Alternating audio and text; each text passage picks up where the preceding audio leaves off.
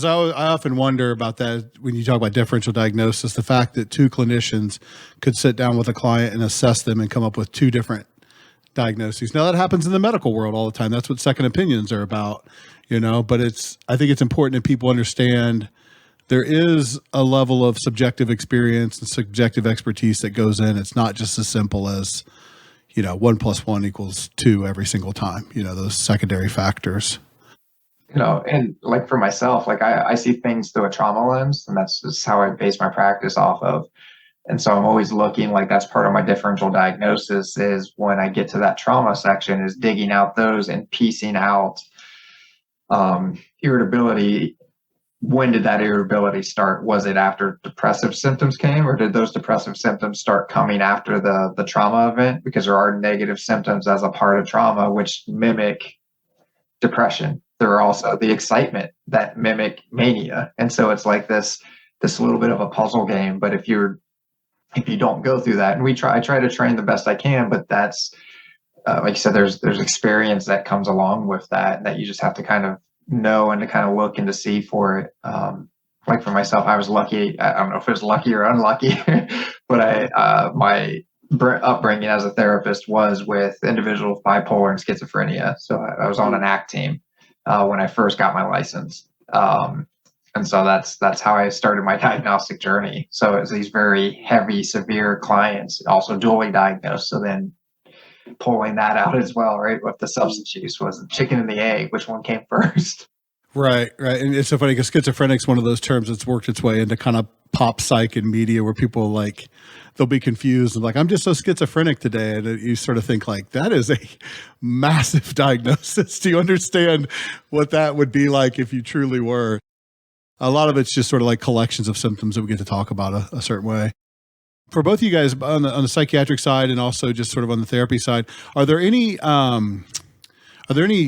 either groups of diagnoses or specific diagnoses that you find to be particularly elusive, difficult to pin down, or are they all pretty straightforward for you in terms of like when I see a bipolar, I know a bipolar? Or are there others that can kind of like be difficult to really, differentiate from other disorders? Like, are there any ones that are particularly problematic in a diagnostic realm, or they all come with their own challenges? I mean, there are their own challenges. There are different nuances to different things. Like bipolar is like you can look at a whole host of different symptoms that also overlap with a whole host of other things, but actually the diagnosis is made by, was there an episode of mania or hypomania in the absence of stimulant abuse? Yeah. And that's actually the diagnosis. Right. So, there's a lot of other like related symptoms, but it really comes down to that. But even that's kind of hard. If you look at the criteria for hypomania, like what do you mean by decreased sleep? What do you mean by increased energy? What do you mean by more talkative? What do you mean by increased libido? Like lots of people could say it's like, so, but it's still kind of getting at that. It's quite different from a normal state. Like we're not talking subtle here. We're talking major difference in the way you're thinking, feeling, and acting.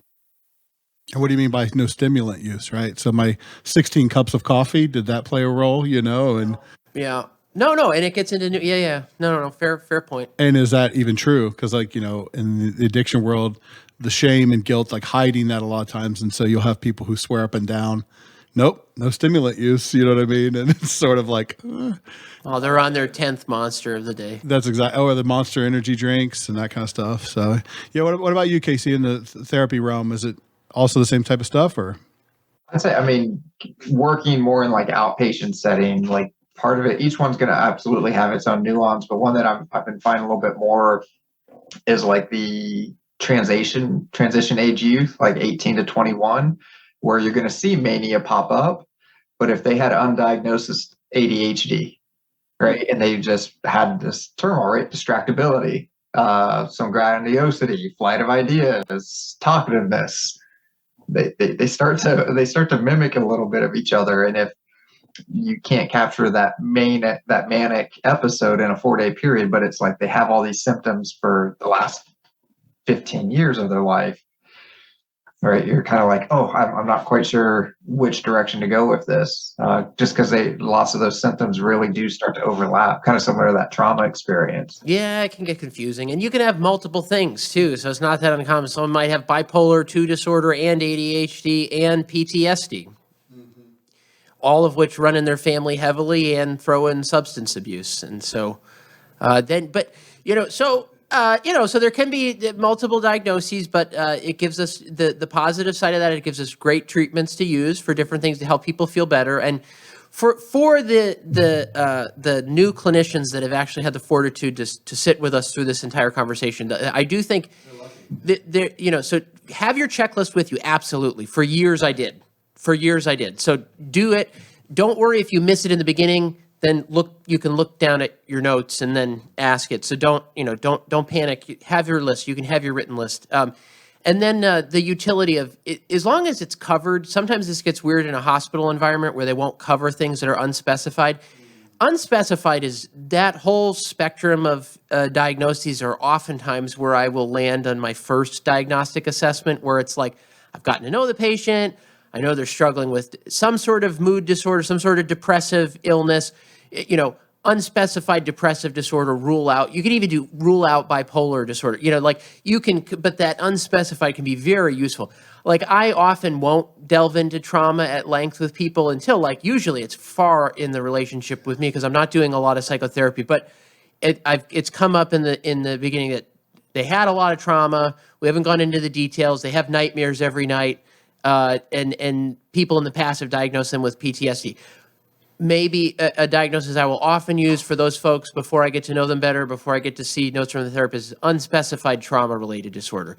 They clearly have issues related to trauma. It's clearly affecting them, but I don't know them well enough. I don't have a deep enough relationship with them. We didn't dig through, do they meet the full criteria for post-traumatic stress disorder today, or do I just know they had a lot of bad things happen to them and it's really affected them? And so then that's where the unspecified is a perfectly legitimate place to park your diagnosis. And then that can be your work on subsequent sessions, is to then piece apart the unspecified. So maybe for session 1, you've got an unspecified depressive disorder, an unspecified trauma-related disorder, and an alcohol use disorder. And so maybe that's what you have. And then it's part of the work over time in the coming sessions to tease into so they're not going to keep the unspecified depressive disorder for 5 years. It's like but it's a great, accurate placeholder. Which I think, obviously we're never going to go this way. You can't put the genie back in the bottle, but I would have no problem if that's where it stayed. To be really honest, it clues the clinician into the fact that this is trauma related and these are their struggles, and everything else beyond that is going to be individualized. So I don't see much value in the increasingly narrow stratification of because of this, but not this, but also because of this and not because of this. And it happens on Wednesdays and Tuesdays after 4 p.m.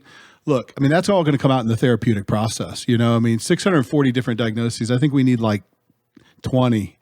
Because the rest of it's the work. The rest of it's really the work, I think. And that's where I get on my soapbox a lot about art versus science, and let the experts be the experts. Let a 𝐓𝐡𝐢𝐬𝐬 understand that you've got trauma-related stuff that's showing up in the following ways, and then let them work. And a lot of this is managed care worked in reverse, where we have to satisfy requirements and things like that. So it's a dangerous thing to say, because I don't want to water down the value of assessment. I think assessments, frankly, should probably never stop. You're assessing every session and on an ongoing kind of fashion, and it's fluid.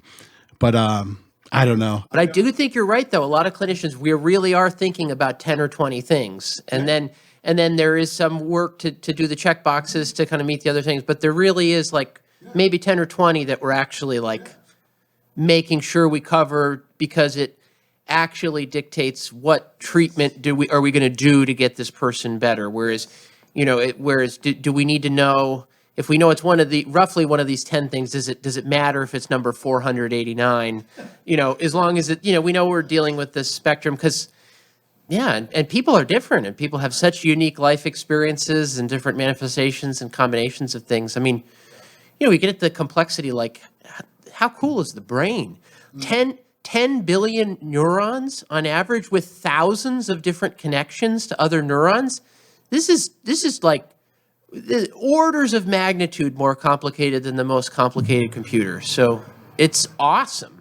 I feel like it's like remnants of the medical model, right? Because this all came from the medical model into testing, and in that world, it is important to know that you're operating on the correct elbow or you're on the right part of the vascular system or things like that. But I almost feel like it's a little bit naive, if not arrogant, to think it's ever anything but unspecified because you just cited 10 billion neurons. How the hell do I know?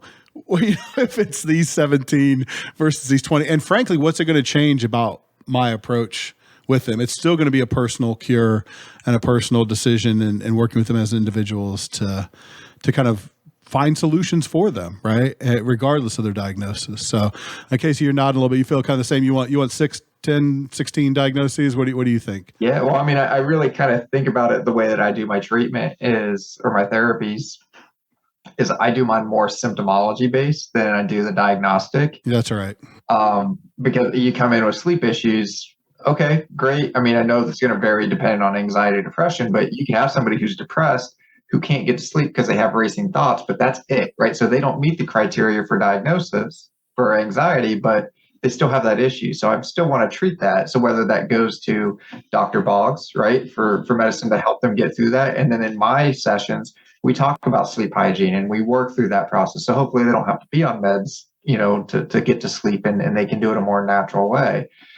But if you break it down to symptomology, I think we're kind of already there, right? Like the number of symptoms are probably, I would say 25, maybe 30, like combined symptoms between everything that we see, right? With some nuances out there. Sure. 640 nuances. Yeah.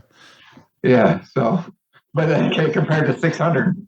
And then you see if there's treatments that cover, so if there's the 25 or 30, then you see if there's some treatments that cover, 5 of those or 10 of those, and then those become really good places to kind of start working. Because beyond the 80%, there's not going to be much that changes within those subdivisions anyway in terms of approach.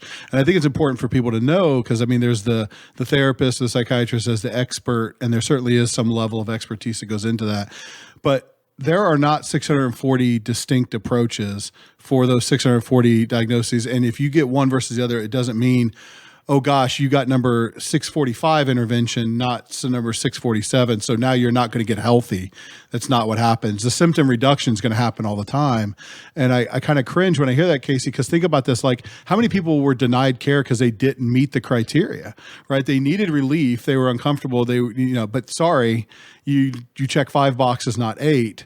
And nobody would ever do this intentionally. I really want to go to bat for the ethics of the profession. But how many people have said, well, if I don't give you 8, you're not going to get care. So now I have to choose between, well, yeah, okay, and bye, go home. You know what I mean? That's tough. That's a tough spot to put somebody in. I will back my therapist if they do that, right? Like if they don't have the criteria, because the DSM-5 clearly states in there, like it is not to be used as a checklist. It's clinical judgment is allowed, that you should use that. And it says something along the lines of, if you fall short of the criteria, you can still render the full diagnosis. So, I mean, I'll go against them. I'll fight. With their own book that they made up. So